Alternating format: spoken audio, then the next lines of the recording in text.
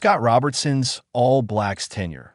Pressure, personality, and the politics behind his sacking Scott Robertson's tenure as All Blacks head coach has ended in controversy, with a New Zealand Herald report painting a complex picture of the pressures, personalities, and politics that led to his departure.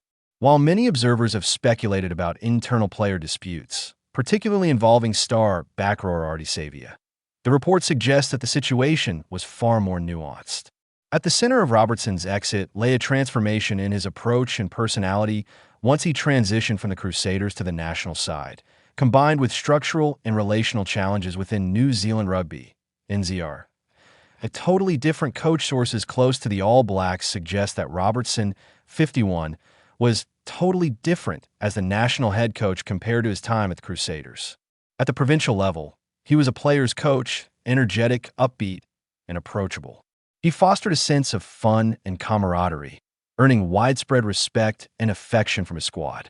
However, stepping into the All Blacks role appeared to shift him dramatically.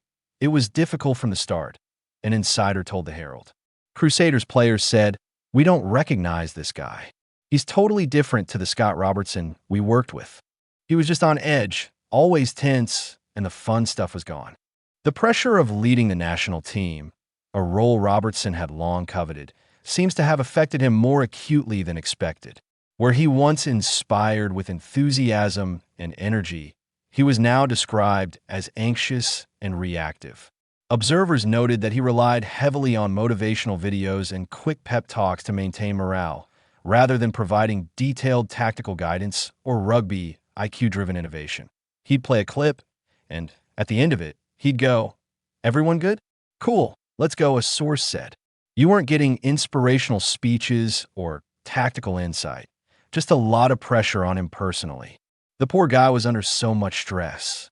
This personality shift, whether caused by the weight of expectation, media scrutiny, or the sheer responsibility of leading the All Blacks, appears to have been central to the issues that eventually led to Robertson's sacking. Man management under scrutiny. Robertson's man management style at the Crusaders had been one of his strongest attributes, but at the national level, it drew criticism. One notable concern was his delegation of player discussions to his backroom team. For instance, while he made initial selection decisions, he would frequently pass on the responsibility of explaining drops or non-selections to assistants like Jason Ryan, Scott Hansen, and previously Leon McDonald. It's just so different to the approach they were used to with Foz, Ian Foster, and Steve Hansen, a source explained.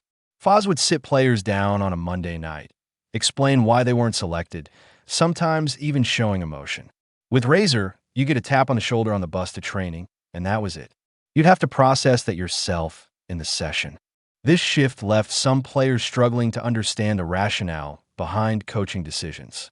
It also contributed to an impression of distance between Robertson and his squad, contrasting sharply with the hands-on style they had experienced under previous regimes.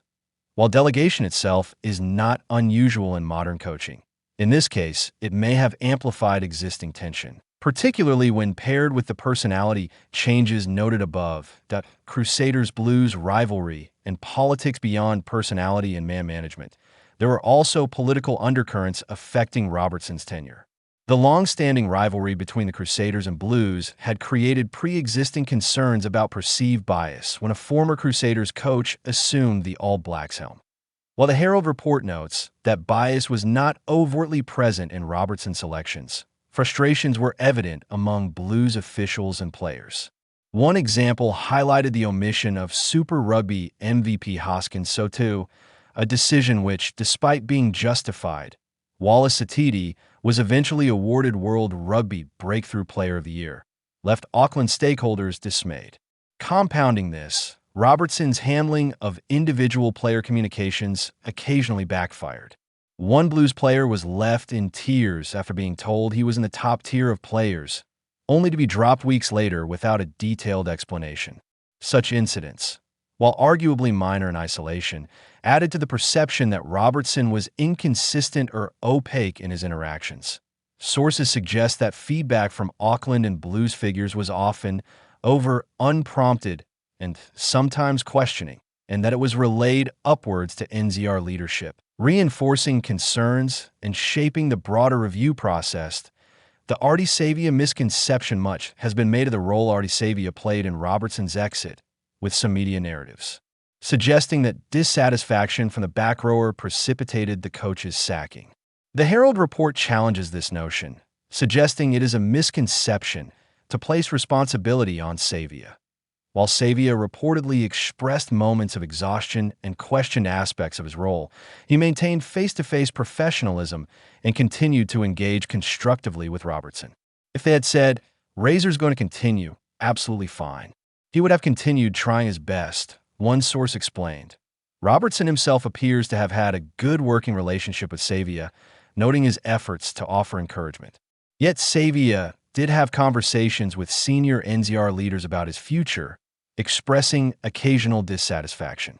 These discussions, however, were interpreted within the organization as evidence of broader issues, contributing to a sense of pressure on Robertson rather than directly causing his dismissal. Coaching credentials and tactical critiques alongside personality and communication issues, the report cast doubt on Robertson's tactical authority at the national level. While he was lauded for his Super Rugby success, his time with the All Blacks reportedly offered limited demonstrations of strategic innovation. He relied too heavily on motivational content instead of showing rugby IQ or tactical adaptability. A source said, "We didn't see much on-field innovation. The focus was always about morale rather than the game plan itself."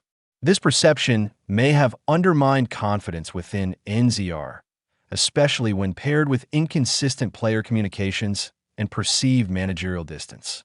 In high-pressure environments like the All Blacks, coaching presence and tactical clarity are often as critical as motivational skills, and Robertson's style was viewed as lacking in the former delegation of authority and backroom dynamics. By shifting responsibility for difficult conversations to his staff, Robertson may have inadvertently fostered a sense of distance between himself and his players.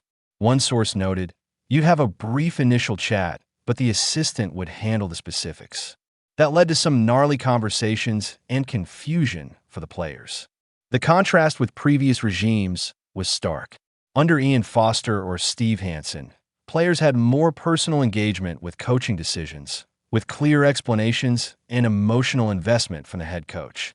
Robertson's approach, though practical in concept, appeared to exacerbate existing uncertainties in an already high-pressure environment. The pressure of expectation at the heart of Robertson's challenges was the extraordinary pressure of coaching the All Blacks.